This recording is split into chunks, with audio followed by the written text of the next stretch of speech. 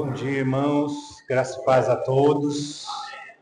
Sejam todos bem-vindos a esse culto especial de Páscoa, um pouquinho diferente, né? E nós vamos ver como os judeus comemoravam e qual a relação daquela ceia de Páscoa com a nossa ceia. Por isso nós temos duas mesas. A mesa da Páscoa e a mesa da ceia, né? Uma mais alta, a que está por cima dessa. E aí tem todos os elementos aqui da ceia, né? Que eles chamam de Seder, né? Seder de Pessa, que é a ceia da Páscoa. Não se preocupe, você vai poder provar de tudo. A ideia é exatamente essa, a gente não vai fazer, não é algo judaizante. Não se preocupe, não estamos desviando da fé, mas é só para a gente entender, cada elemento tem um significado, Deus não coloca nada por acaso. Mas antes de tudo, vamos nos colocar em pé e vamos orar ao Senhor. Obrigado, Pai, pelo teu sacrifício, obrigado pela tua graça, o teu cuidado nas nossas vidas, Senhor. Obrigado porque a cada dia o Senhor tem abençoado as nossas vidas. Obrigado principalmente, Jesus, pelo teu sacrifício. Estamos aqui nessa manhã, lembrando as mulheres, ó Pai, que saíram logo de manhã para ir ao túmulo, mas não te encontraram lá, Jesus. O Senhor já tinha ressuscitado, o Senhor já estava vivo de novo, reinando, ó Pai. Obrigado pela tua graça, que é renovada a cada dia, principalmente nesse dia, que nós estamos lembrando, meu Pai, desse teu sacrifício, da tua bênção. Nós te agradecemos e te louvamos. E oramos em nome de Jesus Cristo. Amém. Só para você ter uma ideia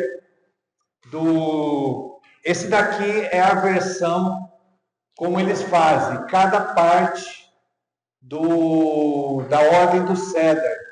Então, você vê aqui que tem todos os nomes, né? Kadesh. Desculpa, eu não vou falar igual eles falam, não, que tem que ficar enrolando muito a língua, tá? Kadesh, Ushatz, Karpas, Shatz, Magid, Reshitzah, Motzamatzah, Maror, Koresh. Esse daqui eu nunca consegui falar, esse aqui também não. Berekt, Halel e Mitzah. Cada parte, por exemplo, a santificação, é a oração igual a gente faz no começo do culto. Normalmente as esposas que começam, elas acendem a menorá, que é aquele candelabro de 7, e aí elas começam fazendo uma oração para iniciar, aí a família vem, senta ali, o chefe da família faz a primeira oração com a bênção, e eles tomam o primeiro cálice. Se você reparar, tem 4 cálices aqui. Durante toda a Páscoa judaica, eles tomavam 4 taças de vinho, só que não é vinho, porque vinho sem fermentar praticamente é suco de uva. É suco de uva um pouco envelhecido que não chega a fermentar, porque não podia nada fermentado, inclusive vinho com álcool. Então era um suco de uva mais encorpado, né, envelhecidos, mas que não era. Então eles tomam depois da oração primeiro cálice. Eles vão fazer o segundo ali, lavar as mãos. Provavelmente, nesse lavar as mãos, é o momento que Jesus vai lavar os pés dos discípulos. Era a primeira santificação. No texto que vai falar sobre Jesus lavando os pés em João 13, fala que servindo o jantar da Páscoa, quer dizer, alguém estava colocando o jantar da Páscoa, aí fazia-se essa lavagem. Só que no lugar de lavar as mãos, Jesus vai e lava os pés dos discípulos. Logo depois, esses em vermelho, a gente vai ver esses daí específicos, o restante não daria tempo de fazer toda essa parte. Então, o Karpas, que é o 3, que a gente vai, são as ervas, a raiz forte, Que nesse caso aqui, eu estava vendo, poderia ser rabanete, que é amarguinho, dá para a gente comer. O iats é o pão sem fermento. E esse daqui foi feito conforme uma receita judaica mesmo, do jeito que tem que ser feito.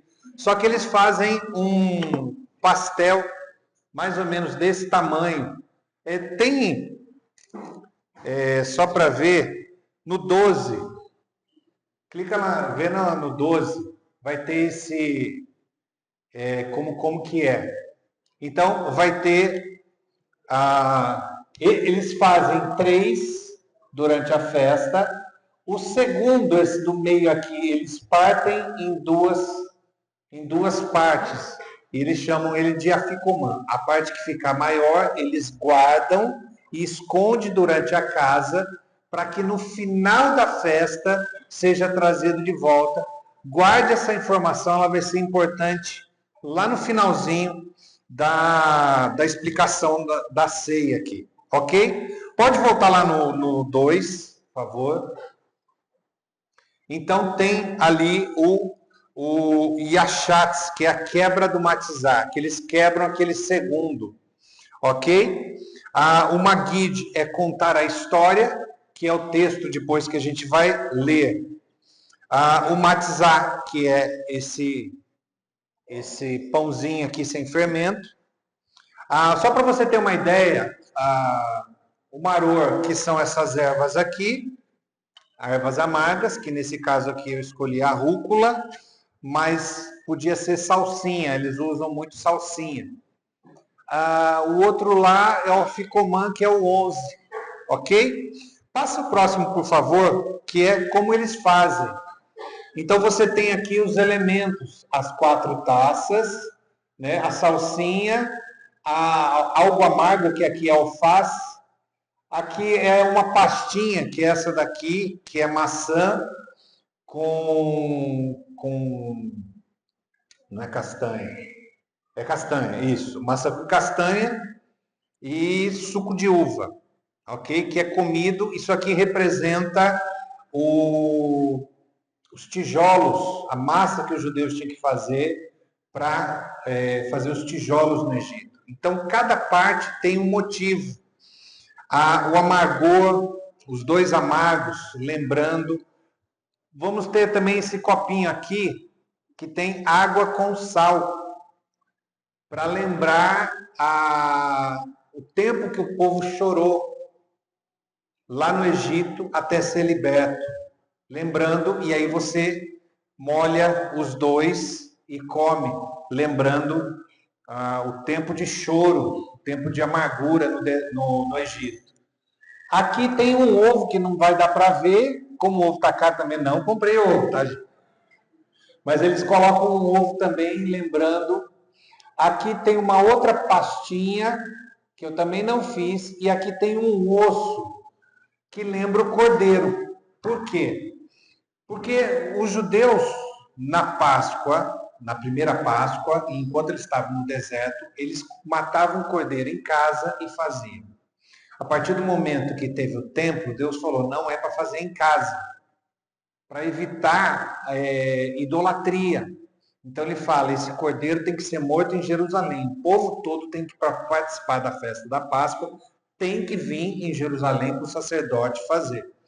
Como eles não poderiam ir, as famílias começaram a adaptar de pegar um osso de um animal e colocar e fazer em casa, para não matar. E principalmente depois que o templo foi destruído, aí sim isso virou uma prática comum. E aqui no final tem um pãozinho sem fermento, matizar. Então toda família ele tem esses elementos, é praticamente na mesa ali as pessoas vão se servindo, cada um tem o seu, mas tem um principal ali que é onde o chefe da família vai contando a história.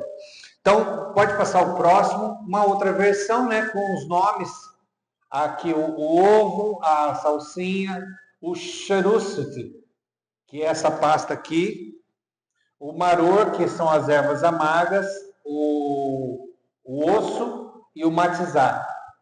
Então, são os elementos que eles usam. Uma família, o próximo, espero que dê para ver, a família sentada.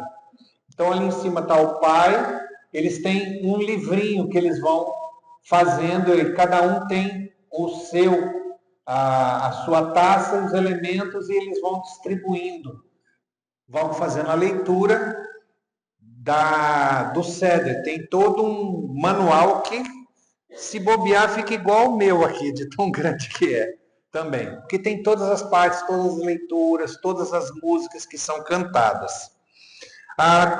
Como eles deveriam, então, fazer a Páscoa? Assim, agora a gente vai entrar no texto bíblico. Êxodo 6.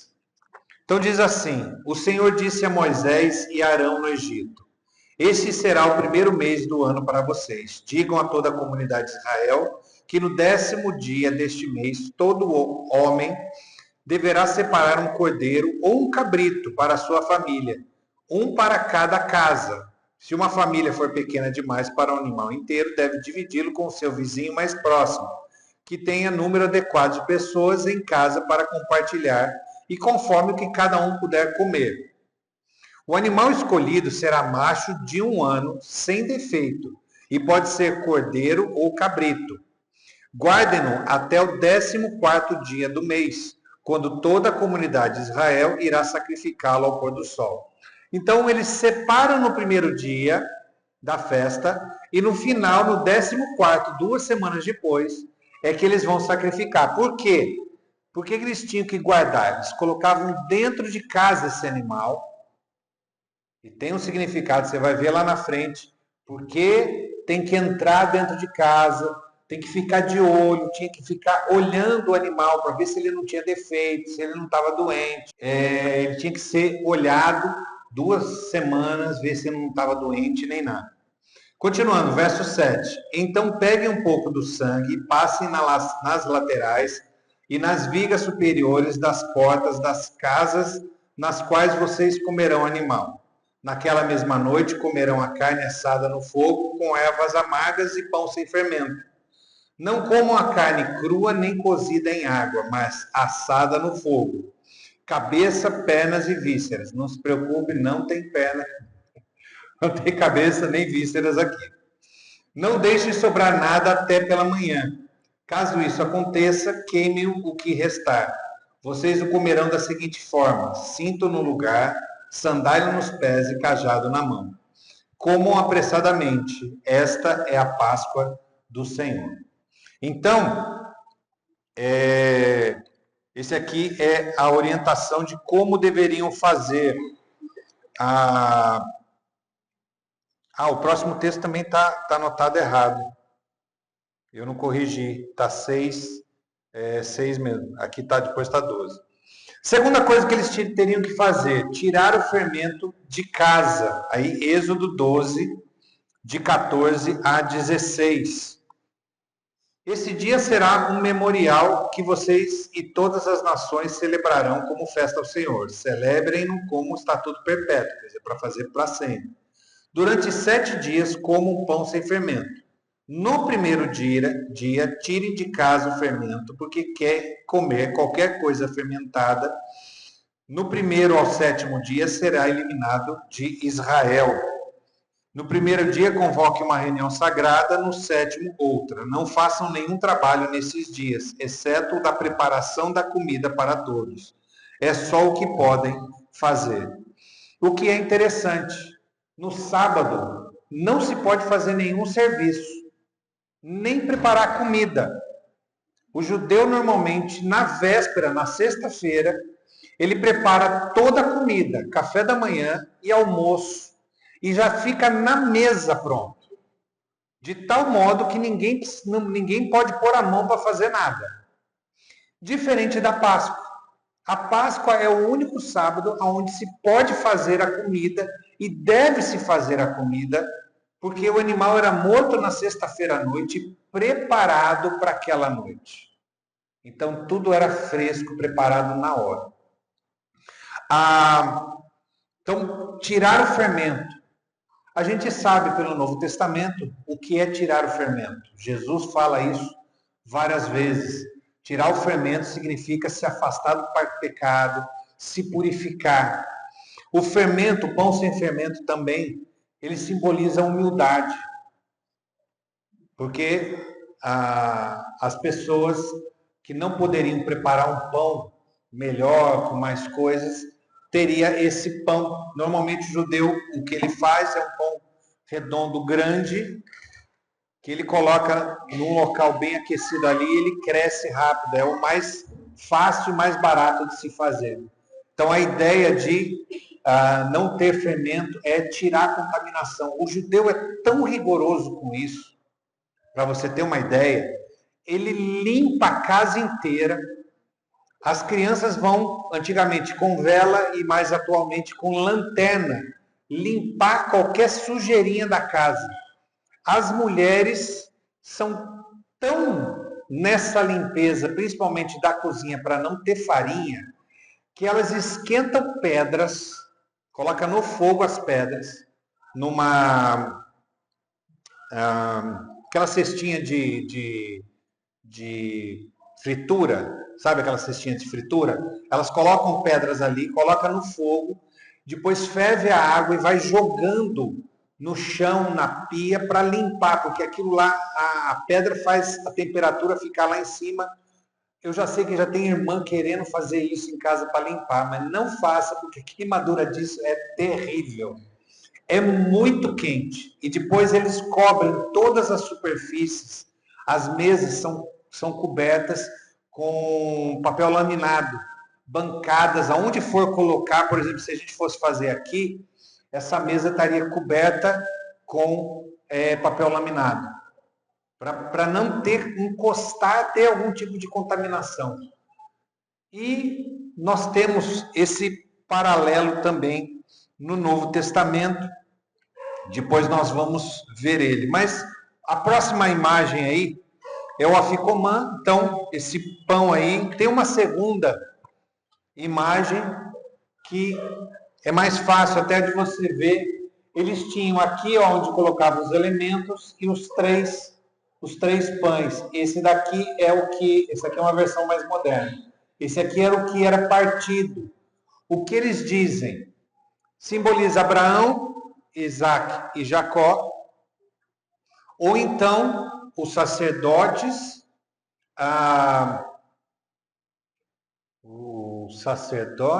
os levitas e o povo. Então tem vários simbolismos, dependendo da onde que eles estão, o rabino dá um significado diferente. Em 1 Coríntios 5, nós temos o texto que vai falar: geralmente se ouve que há entre vós imoralidade tal como nem mesmo entre os gentios. O 7, lançai fora o velho fermento, para que sejais massa nova, como sois de fato sem fermento, pois também Cristo, nosso Cordeiro Pascal, foi imolado. Por isso, celebremos a festa não com velho fermento, nem com o fermento da maldade e da malícia, e sim com os asmos da sinceridade. Pão asmos é esse daqui. Então, no Novo Testamento, nós também temos essa mesma chamado para nós de purificação.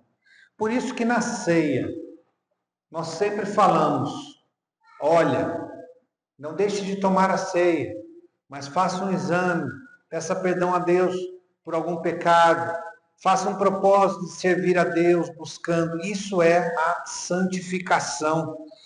Todos os detalhes da festa no Antigo Testamento é uma sombra de um princípio bíblico no Novo Testamento. É um princípio espiritual. O pão sem fermento, uma vida humilde, sincera, sem contaminação, sem se contaminar com o pecado, sem se contaminar com o mundo. E como hoje em dia é fácil a gente se contaminar com as coisas do mundo. Como é fácil a gente falar, mas qual o problema? Qual o problema? Todo problema, tudo que a gente se envolve nesse mundo e que não tem base na Bíblia e que sai do padrão de Deus, Tem problema sim. Não é qualquer coisa, é algo sempre espiritual nas nossas vidas. No capítulo 11, 1 Coríntios, verso 27, ele vai falar: por isso, aquele que comer o pão ou beber o cálice do Senhor indignamente será réu do corpo e do sangue do Senhor. Examine-se, pois, o homem a si mesmo, e assim coma do pão e beba do cálice. Pois quem come e bebe sem discernimento, sem discernir o corpo, come e bebe juízo para si. Eis a razão que há entre vós muitos fracos e doentes, e não poucos que dormem. Porque se nos julgássemos a nós mesmos, não seríamos julgados. Então, esse autoexame, peça perdão, Deus perdoa-nos. E a gente vai fazer agora essa dramatização, entender como que eles faziam. Eu vou pedir para os irmãos que vão ajudar na ceia, para ajudar a servir aqui para os irmãos. Vou pedir um pouquinho de paciência, a gente já consegue todo mundo pegar um pedacinho de um elemento, ok? Os irmãos podem vir.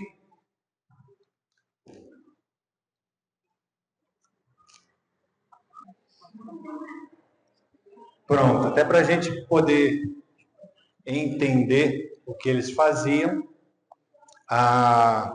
Então, eles pegavam e no momento, cada momento ali, tem os momentos certos. Eu não fiz na sequência, até para não estender demais, porque a gente vai acabar explicando, e a ideia não é fazer a festa judaica como os judeus fazem. Esses elementos, né, a gente tem os três originais, que é o pão, o cordeiro e a erva ou raiz amarga. Ok? Eles transformaram em dois, porque eles colocam momentos diferentes. E eles normalmente temperavam a salada. Então, por isso, e eles acabam, depois que saem do Egito, é que eles começam a usar a água para lembrar do sofrimento, do choro deles lá. Então, tá para a gente fazer, você pode, né, molhar, comer. Não sei você, mas para mim não está tão amargo. Tá bom. Quem não gosta de salada,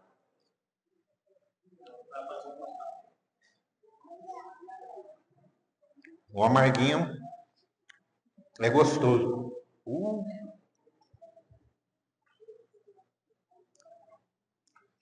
Rúcula sozinho pega mesmo. Essa é a ideia.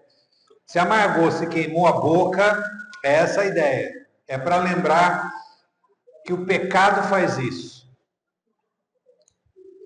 Essa rúcula, quem está sofrendo para comer, quem está se ardido, é essa a ideia. Às vezes a gente leva o pecar tão à vontade como se não fosse nada. Mas na realidade o pecado sempre tem consequências. Igual a amargura que você fica na boca, tem que trazer giló. Mas nem o giló hoje em dia não está tão ruim, não está amargo como antigamente. Já foi, eu comi giló da época que ele era raiz, não Nutella. Hoje em dia, todas as coisas virou Nutella, não sei. Giló não é mais igual giló, o gosto de giló.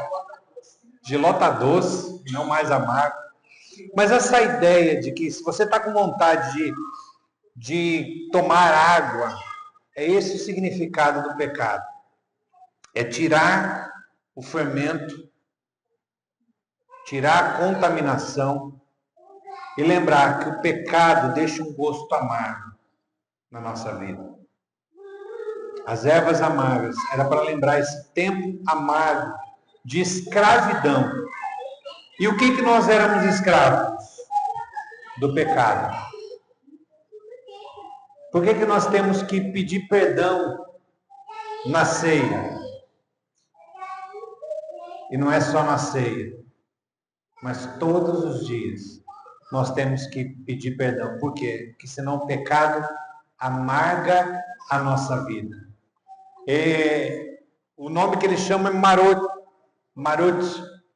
Por que Marot? Mara, as águas amargas de Mara, as águas de Marot. Aquilo que é amargo, Deus transforma em bom. O pecado, quando pedimos perdão, nós somos purificados. Os judeus, eles contam a história. No momento seguinte, que eles comem a raiz amarga, o marote, eles contam a história. São 4 partes, né, contando a história da Páscoa. E aí conta as crianças. Só para você ter uma ideia, pode pôr aí o próximo. Esse aqui é bem o jeito. Não sei se você vai conseguir ver. É uma mesa baixa. Aqui seria Jesus. E as pessoas ficavam deitadas de lado, tipo num colchãozinho, alguma coisa assim, viradas para o anfitrião. Ok? E aí é contada a história da Páscoa. Êxodo 12, 25, vai dizer: quando entrarem na terra que o Senhor prometeu dar a vocês, celebrem essa cerimônia. Quando seus filhos perguntarem o que esta cerimônia significa para vocês, respondam-lhe: é o sacrifício da Páscoa ao Senhor que passou sobre as casas dos israelitas no Egito, salvou nossas casas quando matou os egípcios. Então o povo curvou-se em adoração. Por que a gente deixa as crianças aqui durante a ceia? Não tira elas. Porque a ceia é exatamente a mesma coisa. Por que a ceia é diferente? Por que esse culto é diferente? Por que o culto da Páscoa é diferente dos outros? E aí as crianças, na programação da Páscoa, até para mantê-las envolvidas, elas faziam 4 perguntas para os adultos para eles responderem. A primeira pergunta: por que nesta noite comemos apenas matzá, que é o pão sem fermento, enquanto todas as outras noites comemos pão com fermento? Não tem o sem ali. Porque quando saímos do Egito, saímos com pressa e não houve tempo para o pão fermentar. O matzá nos lembra da aflição e da libertação.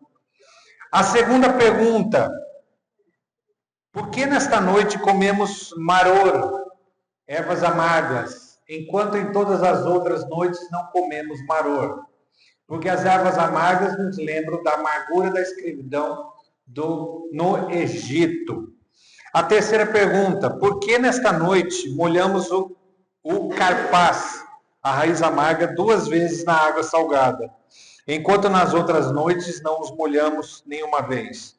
Molhamos na água salgada, simbolizando as lágrimas do povo escravizado, e também mergulhamos o maror no charosset, pasta de maçã que lembra a amargura usada pelos... lembra a argamassa usada pelos hebreus escravos. Eu vou ler a 4ª pergunta e daí a gente vai provar esse charosset. 4ª pergunta: por que nessa noite comemos reclinados, enquanto nas outras noites comemos sentados normalmente? Porque reclinar-se à mesa era o símbolo de liberdade nos tempos antigos. Comemos assim para celebrar que agora somos livres e não mais escravos como éramos no Egito. O pessoal comia deitado. Comer deitado era um sinal de riqueza, de liberdade. Só as pessoas muito ricas comiam desse jeito. Para você ver, pode passar as imagens. Então essa daí é a primeira, né? Outra, já tinha mostrado, essa daqui, ó, mostra melhor. Era uma mesa e as pessoas ficavam deitadas. O Império Romano popularizou muito mais isso, mas isso já era uma prática mais antiga ainda. Uma versão moderna, próxima, essa daqui. Os judeus ainda fazem isso. Então eles colocam essa... eu não sei o que seria isso aqui, mas colocam as almofadas e as pessoas ficam sentadas ali. Ele está com um prato aqui, o outro está aqui, e eles fazem isso até hoje.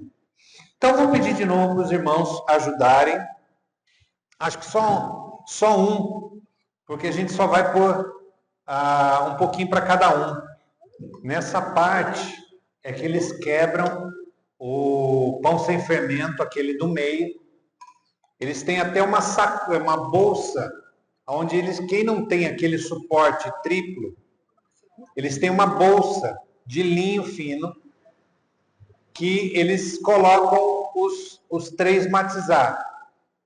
Os 2 inteiros, o primeiro e o terceiro, e o quebrado no meio. E eles vão comendo, a partir daí, eles vão comendo em cada momento esse charoset, o matzah e as ervas amargas. Ok? Hã? Eu provei e tava uma delícia.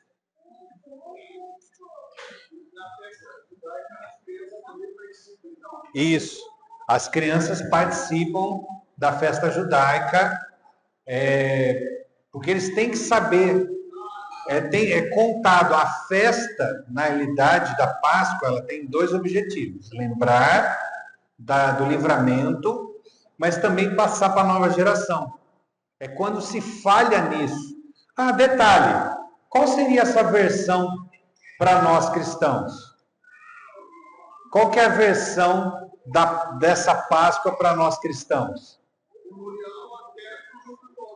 Memorial da ceia, mas tem outro que a gente pode fazer também.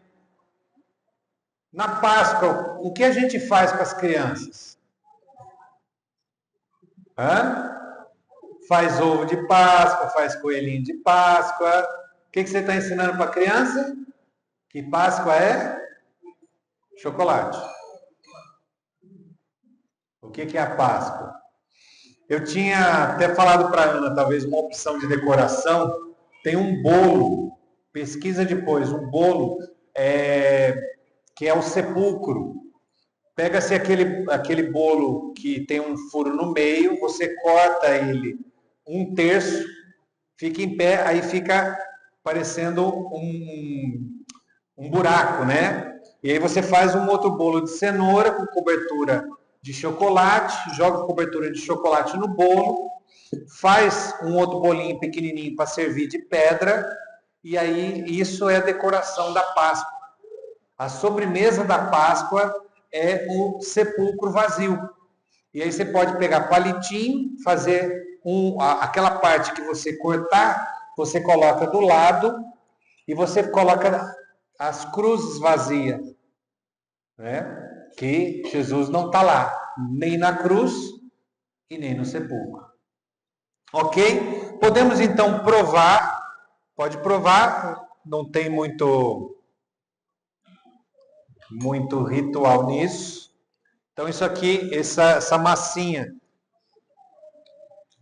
eles comiam, tanto, o que eles faziam? Eles pegam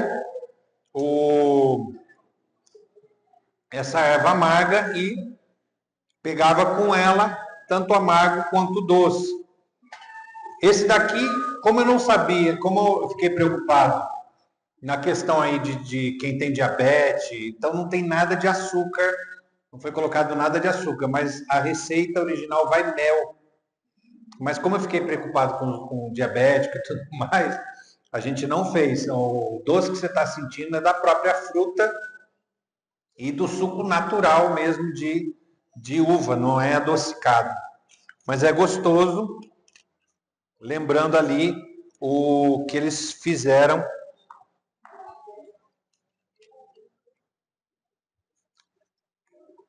de terem que trabalhar forçado.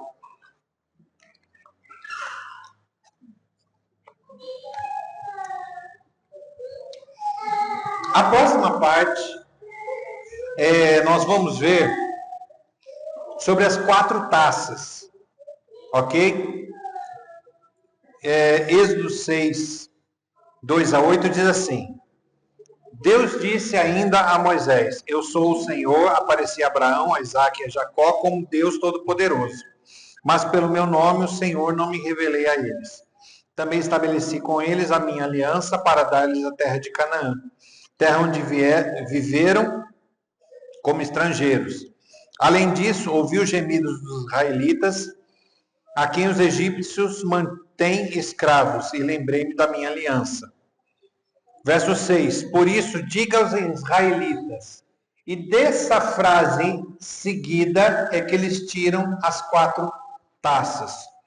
Eu sou o Senhor. Primeiro, eu os livrei do trabalho pesado imposto pelos egípcios, a primeira taça.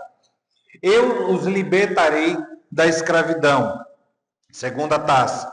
Resgatarei com braço estendido, com poderosos atos de juízo. Terceira taça. E 7.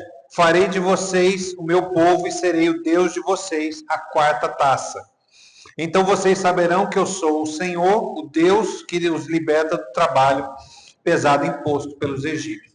Então a correlação, pode passar o próximo aí. Então a primeira taça, essa primeira taça aqui chama taça da santificação. Eu os tirarei do jugo dos egípcios. A segunda taça, taça da libertação. Eu os livrarei da escravidão. A terceira taça, taça da redenção. Os resgatarei com braço forte. A quarta taça, do louvor ou consumação. Eu os farei meu povo e serei o seu Deus. O que tem a ver isso daí? Taça da santificação. Existe uma relação que eles fazem dessas 4 com a obra de Jesus. Jesus fez na cruz. Por quê? Como Jesus veio, o que ele vem fazer? Ele vem nos salvar, certo? O sangue de Jesus nos santifica de todo pecado. Ele vem para nos libertar do jugo da morte e do diabo. Ele vem para trazer redenção. Um dia nós seremos redimidos, levados para o céu. E o terceiro, que é a taça da consumação, nós estaremos com ele no céu. Só para você ter uma ideia aqui, provavelmente Jesus, quando pega a taça na ceia, ele fala, este é o meu sangue, é a taça da redenção. Quando ele pega a terceira taça da festa, esse é o meu sangue, eu vou dar o meu sangue para redimir vocês. Tudo aquilo que Jesus vai fazendo, e eles registram esses momentos específicos da ceia. E a taça que Jesus estaria na mão, quando ele fala, este é o meu sangue, seria a da redenção. A gente vai parar um pouquinho aqui, essa é a parte maior. A próxima, elas são bem mais curtinhas, é um texto só, e a gente vai fazer as últimas 2 partes, que é o pão sem fermento e depois o cordeiro. E o próximo que nós vamos ver é o sangue nas portas. O cordeiro era sacrificado. Tem uma ilustração no PowerPoint, não sei se você já ouviu lá, tomem, que vai colocar nos ombreiras das portas e na verga. Então, se você não sabe, as ombreiras da porta seria a lateral. Essa lateral aqui, né, o batente, era para ser colocado aqui, aqui e aqui. Que por acaso, né, o sangue do cordeiro tem um significado. Em cima, de um lado e de outro. Simbolizando no futuro a cruz. Tudo que foi feito, como Deus faz. Se você olhar no Antigo Testamento, existe uma correlação com algo espiritual no Novo Testamento. O cordeiro, ele deveria ter todo um cuidado ali. No texto de Êxodo 12, verso 7 diz assim: tomarão o sangue do cordeiro e porão em ambas as ombreiras e na verga das portas, nas casas em que comerem. O 12, porque naquela noite passarei pela terra do Egito e ferirei na terra do Egito todos os primogênitos, desde os homens até os animais, executarei juízo sobre todos os deuses do Egito. Eu sou o Senhor. O sangue vos será por sinal nas casas em que estiverdes. Quando eu vir o sangue, passarei por vós, e não haverá entre vós praga destruidora quando eu ferir a terra do Egito. E não é isso. O sangue de Jesus é a marca. A nossa marca é o sangue que vem nas nossas vidas. Não dava para ver visivelmente. Os historiadores falam que a madeira que eles usavam era uma madeira escura. Então não era visível, não dava para ver o sangue ali no batente da porta. Mas era algo que espiritualmente, o anjo, quando passou, ele olhava essa casa aqui não. E é exatamente quando os anjos, lá no Apocalipse, saem para recolher os salvos, eles vão olhar o quê? A marca na vida de cada um. O arrebatamento vai começar. E aqueles que tiverem a marca, que não é visível, mas é uma marca espiritual. E na última ceia, em Lucas 22, 14, quando chegou a hora, Jesus e os seus discípulos reclinaram-se à mesa. Você entendeu ali? Ao reclinar-se à mesa, Jesus estava fazendo. Ele lhes disse: desejei ansiosamente comer esta Páscoa com vocês antes de sofrer, pois eu digo a vocês que não comerei dela novamente, até que se cumpra no reino de Deus. Recebendo um cálice, ele deu graças e disse: peguem o cálice e partilhem uns com os outros. Pois eu lhes digo que não beberei outra vez do fruto da videira até que venha o reino de Deus. É interessante que se Jesus pegou o terceiro cálice e falou, deu graças, esse aqui é o meu sangue, Jesus disse, eu não vou tomar o suco da videira, só tomo ele agora nas bodas do Cordeiro, lá no céu. Jesus não toma o quarto cálice, porque o quarto cálice vai ser com todos nós lá no céu. Ele fala também que ele não vai comer mais para frente. Então, cada uma das taças, ela vai ter uma correlação. Pode abrir o gráfico aí, até para a gente entender. Opa, esse aí já estava mais curtinho. Então, a taça da santificação eu tirarei, do Egito. Deus nos chama e nos separa do mundo. Então, o processo da salvação, libertação. Eu os livrarei. Nós somos libertos do poder do pecado. O pecado não tem mais direito sobre a nossa vida. Redenção, eu os resgatarei. Salvação pelo sangue de Jesus. Louvor ou consumação, eu os farei meu povo. Esperança futura, comunhão eterna com Deus. A quarta taça, para nós cristãos, ainda vai acontecer. Para os judeus, eles ainda fazem e comemoram. Mas para nós, que somos salvos, nós ainda vamos completar essa ceia. A bodas do Cordeiro é a ceia da Páscoa. Finalizando ali conosco aquilo que ele começou com os discípulos. Ele não termina, porque ele vai terminar quando todos nós chegarmos lá no céu. Eu tenho todos os textos falando, então a taça da santificação, João 15, 19, eu escolhi tirando do mundo, 1 Pedro 1, 2, escolhidos para a obediência, para a purificação. Na taça da libertação, Romanos 6, 22, mas agora vocês foram libertos do pecado. João 8, 36, se o Filho vos libertar, de fato vocês serão livres. A taça da redenção, 1 Pedro 1, 18, vocês foram redimidos pelo precioso sangue de Jesus. Efésios 1, 7, nele temos redenção pelo seu sangue, o perdão dos pecados. A última taça, a consumação, será lá em Apocalipse, quando os salvos chegam lá no céu. Então nós vamos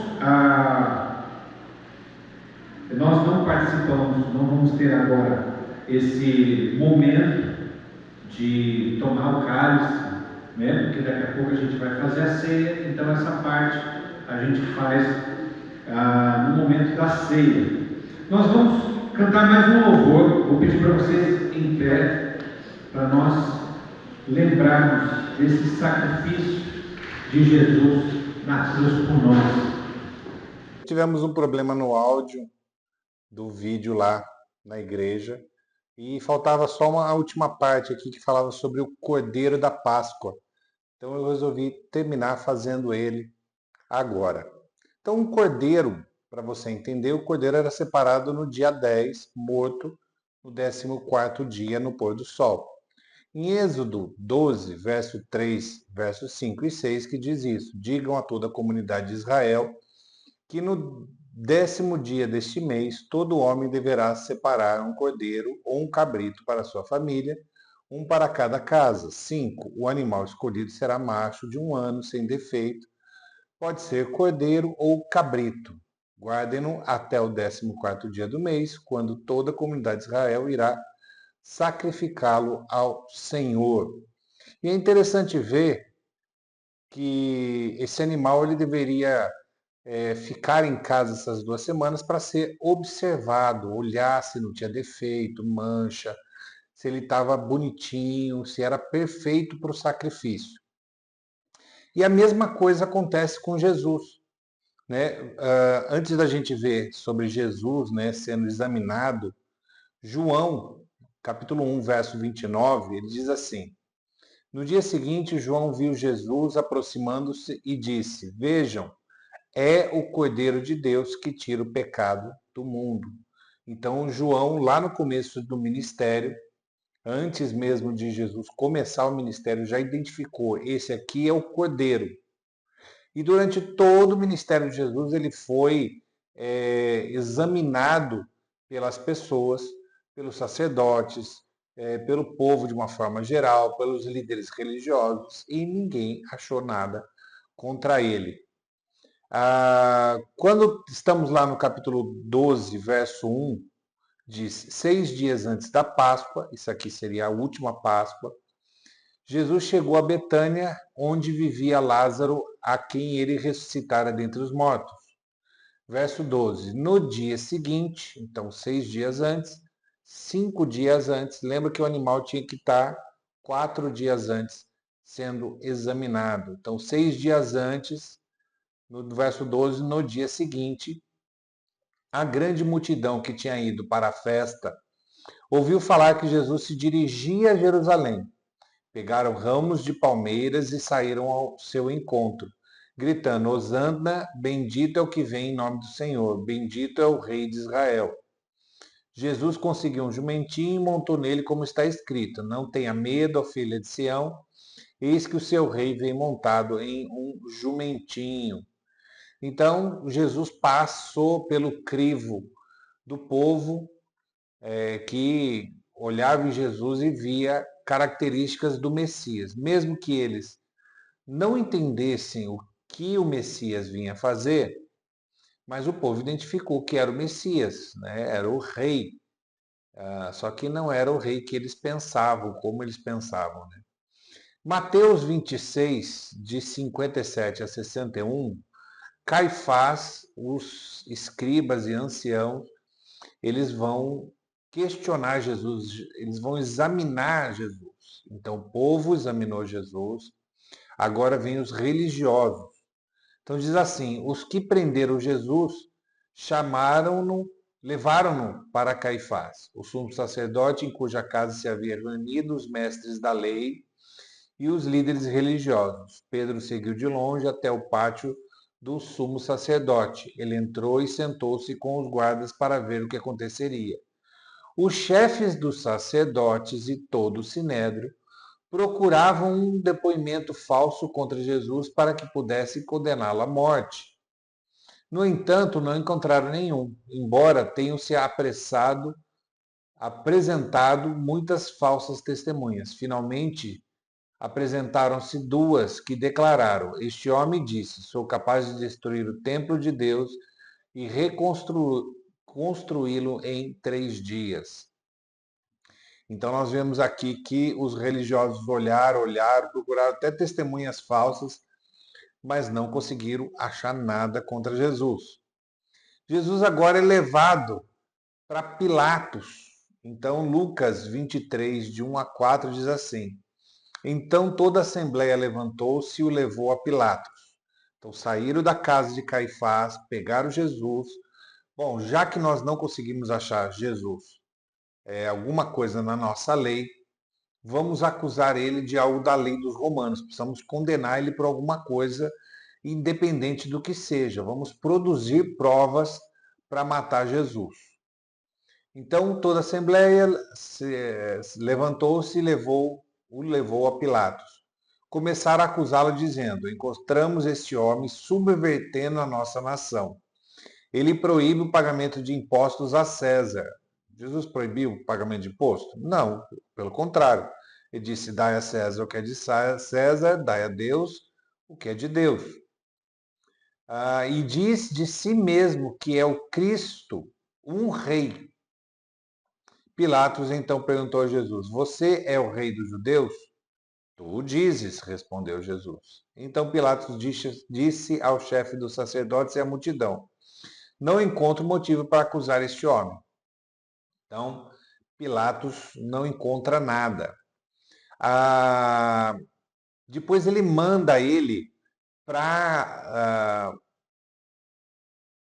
outro, né? A gente falou que Jesus, ele perguntando, Pilatos perguntando sobre a origem dele, falou que era da Galileia, mandou lá para o governador da Galileia, e aí ele volta. Esse governador da Galileia não achou nada contra Jesus, manda de volta. E aí tem essa cena, Lucas 23, 13. Pilatos reuniu os chefes dos sacerdotes, as autoridades e o povo, dizendo-lhes: Vocês me trouxeram este homem como alguém que estava incitando o povo à rebelião. Eu o interroguei na presença de vocês e não achei nenhuma base para as acusações que fazem contra ele. Tampouco Herodes, pois ele o mandou de volta para nós. Como podem ver, ele não fez nada que mereça a morte. Então, nem Pilatos, nem Herodes acharam nenhum motivo de acusação para matar Jesus. Então, o povo examinou Jesus, os religiosos examinaram Jesus, e os ímpios, aí representados pelos romanos, examinaram Jesus e não acharam nele nenhum motivo de acusação. Ok? E aí o sacrifício foi examinado até na véspera. Então, logo em seguida, é o dia que Jesus vai ser morto, a sexta-feira, e antes do pôr do sol, Jesus já estava morto, né, como dizia que era para fazer. O animal tinha que ser morto ao pôr do sol, então estava ali chegando perto das 5, 6 horas da tarde, era para ser morto. Jesus morreu às 3 horas da tarde, até porque precisava dar tempo de enterrar ele para cumprir outra profecia. Então se cumpriu, estava ali na parte, né, da tarde para a noite, já se tornando aí, se cumprindo o que deveria ser. Então Jesus na quinta, ele é examinado pelos judeus, pelas lideranças religiosas. Na sexta-feira de manhãzinha é examinado por Pilatos, ele é entregue, crucificado e morre no mesmo dia. Então, Jesus cumpriu ali essa parte do sacrifício do Cordeiro de Deus ser examinado, olhado atentamente, para que não tivesse defeito, não foi achado defeito. Em Atos 1:8, diz assim: Mas receberão poder quando o Espírito Santo descer sobre vocês e serão minhas testemunhas, tanto em Jerusalém como em toda a Judéia e Samaria e até os confins da terra. Tendo dito isto, foi elevado às alturas enquanto eles olhavam, e uma nuvem o encobriu da vista deles. Ficaram com os olhos fixos no céu enquanto ele subia. De repente, 2 homens vestidos de branco se puseram ao lado deles. E lhes disseram: Galileus, por que vocês estão olhando para o céu? Este mesmo Jesus, que dentre vocês foi elevado aos seus céus, voltará da mesma forma que ouviram subir. E aqui parte lá a última parte da festa judaica, que é o afikoman. No final da festa, esse afikoman, aquele matizá que foi partido e foi escondido, né? Que foi, no caso ali, Jesus foi enterrado, né? Lembrando, né? O corpo de Jesus foi partido por nós, o afikoman. Ele vai e é escondido. Então, o corpo de Jesus foi escondido na terra por 3 dias. No final, ele é trazido de volta. Então, no final da festa, quando que acabava a festa? No final do sábado. Então, Jesus ressuscita, é trazido de volta e ele é visto. O afikoman, ele era trazido e mostrado a todos. Jesus se mostra às pessoas. Então, fecha aí essa representação toda. Aqui nessa outra tabelinha, né, nós temos ali a questão do matizar e Jesus. Então, matizar sem fermento igual a sem pecado. Jesus sem pecado. 1 Pedro 2:22. É partido em dois. O matizar é partido em dois, vira o afikoman. Jesus foi partido na cruz. Isaías 53. Ele foi partido por nós, o corpo dele foi morto, foi partido. O maior pedaço é escondido. Jesus foi sepultado. Depois é revelado. Jesus ressuscitou e se revelou às pessoas. E o último a ser comido no final da ceia. Jesus é o verdadeiro alimento espiritual. Então, a última parte não vai ser aqui, não foi lá, vai ser lá no céu. Então, essa última parte do retorno do afikoman tem a ver também com a segunda volta de Jesus Cristo, né? A segunda vinda de Jesus Cristo. E o finalzinho ali, hoje o afikoman, que é comido no final do Seder, está substituindo o cordeiro pascal, que após a destruição do templo não pôde mais ser sacrificado. Então, eles usam também o afikoman, substituindo ali o cordeiro que eles não podem mais sacrificar. Não tem templo, tem uma lei que Deus mandou que somente poderia ser sacrificado cordeiro no templo. Eles comem cordeiro, né? Lembrando que eles comem o cordeiro, mas no jantar. Mas eles não podem ter esse cordeiro como parte do ritual para não correr risco de idolatria, ok? E aí, no culto, nós tivemos ali a participação na ceia, que você já conhece, a ceia cristã, né, com o suco e o pão. E pena que o áudio parou de funcionar e eu tenho só o vídeo dessa última parte aí, com a ceia e tudo mais, mas não tenho o vídeo. Uma pena, mas eu creio que deu para entender, foi bem edificante.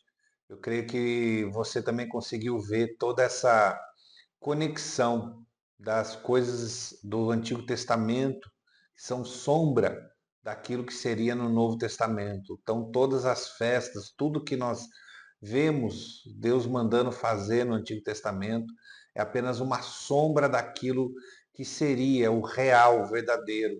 Então, a Páscoa, ela é concretizada em Jesus Cristo, quando ele morre e ressuscita na cruz. Todo o simbolismo que estava ali presente, está presente exatamente na última ceia, na morte, crucificação ali, ressurreição de Jesus e também na segunda vinda dele, que nós temos que estar preparados, como as 10 virgens deveriam estar ali com o seu óleo pronto, né, para qualquer momento o noivo chegar, nós temos que também estar prontos, preparados.